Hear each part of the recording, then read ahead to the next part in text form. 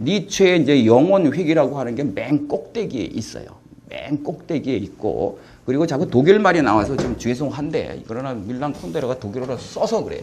그래서 몇 개의 독일어의 어떤 명제가 있습니다. Es muss sein. 필연이에요. 그럴 수밖에 없다라고 하는 것입니다. 예? It must be라고 얘기할까? 모르게 얘기인데. 그래서 그럴 수밖에 없음이라고 하는 게 있다. 또는 그래서 einmal ist kein 말이라는 게 있습니다. 이 독일 사람들이 잘 쓰는 말이에요. 이거는 한 번은 아무것도 아니다 이런 게 아니라요. 한 번밖에 없다라는 거예요. 그래서 두 번은 없다 인생에 그런 얘기예요. 그래서 일회성을 얘기를 하고 있습니다. 일회성.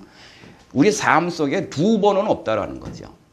늘 일회성만 있다라는 거예요. 그런 말입니다. 그래서 einmal ist 말하자면 kein 안에서 일회성을 얘기를 하고 있습니다. 생의 일회성이라고.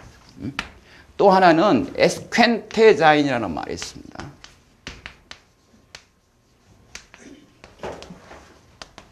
이거는 뭐냐면 그렇지 않을 수도 있다라는 거예요. 다를 수도 있다라는 거죠. 이것은 소위 그 영어로 얘기하면 가정법으로 얘기하고 있는 겁니다. 그래서 딱 보게 되면 이 세 개가 일단 연관을 보게 되면 es muss sein하고 es könnte sein 그럴 수밖에 없다와 그렇지 않을 수도 있다가 이미 상극적이죠. 그렇죠? 예? 이렇게 되고 있습니다. 그럼 이것들이 그 양쪽으로 두 가능성을 있게 만들고 있는 게 뭐냐라고 하는 거예요.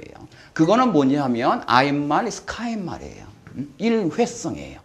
한 번밖에 없다라는 거예요. 생의 일회성.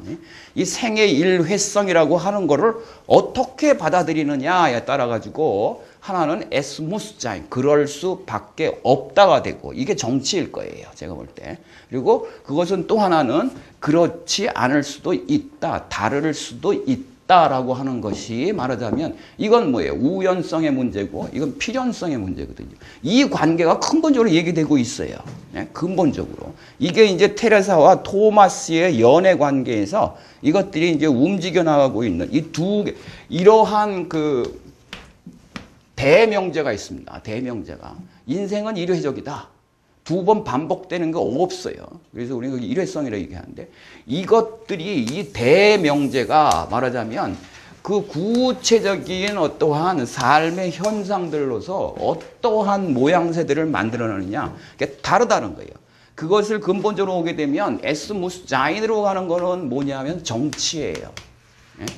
소위 그렇지 않습니까? 그리고 나중에 보면 키치라는 말이 나와요. 그렇죠? 네? 키치라는 말로 얘기될 수 있어요. 그리고 에스퀸 한 번밖에 없는 일회적 삶이 다른 방식으로 흘러가게 되면 뭐냐? 그게 사실은 사랑이에요. 네? 이게 큰 줄기입니다. 이 소설을 끌고 나가는 거 제가 볼 때. 큰 줄기예요.